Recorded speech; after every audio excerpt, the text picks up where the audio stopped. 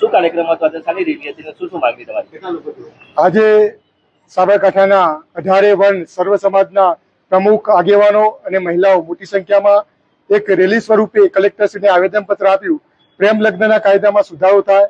જે પ્રેમ લગ્ન ભાગીદારી લગ્ન થાય છે, 18 વર્ષ સુધી મા બાપ પોતાની દીકરીને મોટી કરે અને અંધારામાં અડધી રાત્રે ભાગીને જે લગ્ન કરે છે એ કાયદામાં સુધાર થાય અને પરિવાર તૂટતો બચે અને સમાજ વચ્ચે જે અરાજકતા ફેલાય છે એ અરાજકતા ફેલાવાનું દૂર થાય.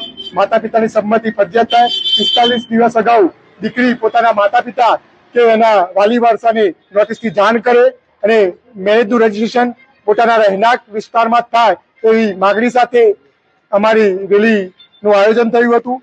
અને યુવા રોમિયોની સ્ક્વોડની સ્થાપના ગુજરાતમાં થાય, જેમ ઉત્તર પ્રદેશ સરકારે રોમિયો સ્ક્વોડની રચના કરી છે એવી ગુજરાતમાં થાય. અને આ બધી જે દીકરીઓને જે પ્રભાવમાં નાખવાની જે શરૂઆત થાય છે જાહેર જગ્યાઓથી, એ બધી અટકાવવામાં આવે આવી માગણીઓ સાથે અમે આજે કલેક્ટરશ્રીને સમગ્ર સમાજના આગેવાનો દ્વારા વિવિધ સમાજના લેટરપેડ ઉપર આવેદનપત્ર આપ્યા છે. ખાસ કરીને છેલ્લા કેટલાક સમયથી ગુજરાતના અલગ અલગ જે વિસ્તારો છે તે વિસ્તારોમાં આવેદનપત્ર આપવાના કાર્યક્રમો કરવામાં આવી રહ્યા છે.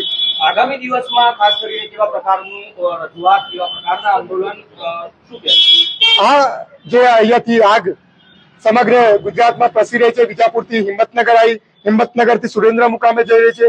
આવતીકાલે માનસા મુકામે કાર્યક્રમ છે. એમ સમગ્ર ગુજરાતની અંદર સર્વ સમાજના લોકો આ માગ લઈને, આ કેટલી વેદના હશે, એક માતા પિતાની વેદના, એક પરિવારની વેદના, એક સમાજ જયારે તૂટતો હોય ત્યારે આ સમાજને બચાવવા માટે અને ભારતીય સંસ્કૃતિની વિવાહ સંસ્કાર બચાવવા માટે આજે લોકો રોડ ઉપર ઉતર્યા છે. ત્યારે સરકારને અમે સમર્થન આપી રહ્યા છીએ. સરકારનો વિરોધ નથી, સરકારને અમે જન સમર્થન પૂરું પાડી રહ્યા છે.